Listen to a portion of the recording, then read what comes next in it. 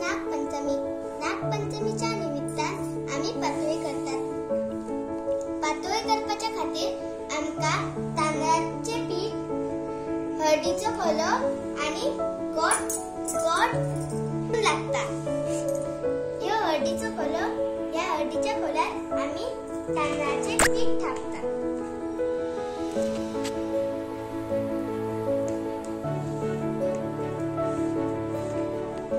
अशे बरे थापले उपरांत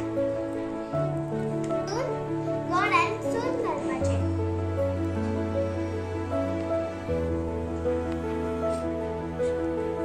अशी पातोळी बंद करपाची, मागीर ती उकडत घालपाची.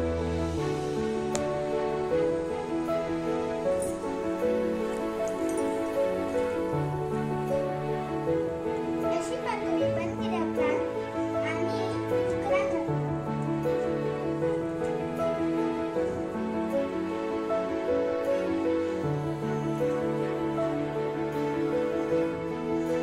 ती पातोळी आम्ही बंद केल्या उपरांत 15 मिनिटां उकड्यात धरून जाय.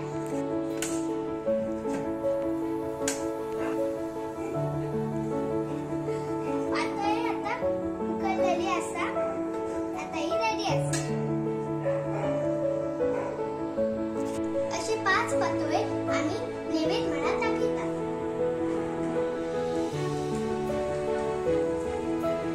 नागोबाक नैवेद्य दाखयतात.